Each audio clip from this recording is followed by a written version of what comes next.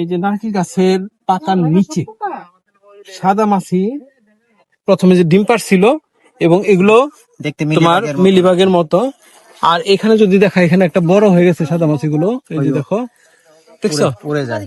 এটা টোকা দিলে কিন্তু উঠবে, মিলিবাগ উড়বে না, এটা উড়বে না, এটা উড়ে যায়। যে দেখছো, আছে। দেখছো এই যে হাঁটতেছে, মিলিবাগটা সাইজে বড়, এটা সাইজে ছোট। এটা এই যে সাদা মাছি পোকাটা স্পষ্ট চোখে পড়ে, দেখা এটা যায়। এটা দমন কিন্তু খুব সহজ, কিন্তু আমরা করি না। আমরা যদি প্রাথমিক অবস্থায় এটা হাত দিয়ে দমন করতে পারি, হাত বাছাই করে, অথবা আমরা যদি নিম জাতীয় বীজ দিই, নিম্বিসিডিন, তাহলে মরা যাবে। অথবা ডিটারজেন্ট পাউডারও যদি আমরা এটা 5 লিটার 1 লিটার পানিতে যদি 5 গ্রাম করে দিই, আমরা মিশিয়ে স্প্রে করে দিই, এটা মরা যাবে। আর এখানে আরেকটা রোগের সিমটম আছে, এখানে দেখো লিফ স্পট রোগ, এটা একটা ছত্রাকজনিত রোগ।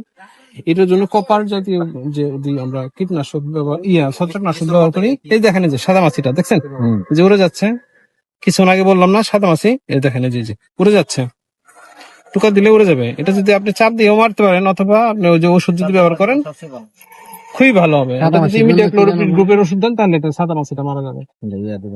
এটা কনফিডর দিতে পারেন, নিমিটাপ দিতে পারেন, বা এসিটাপ্রিমিডের তুন্দ্রা দিতে পারেন। এটা যদি প্রতি লিটার পানিতে আপনার 1 গ্রাম যদি তুন্দ্রা দেন, তো ঠিক আছে। তো সবাইকে ধন্যবাদ।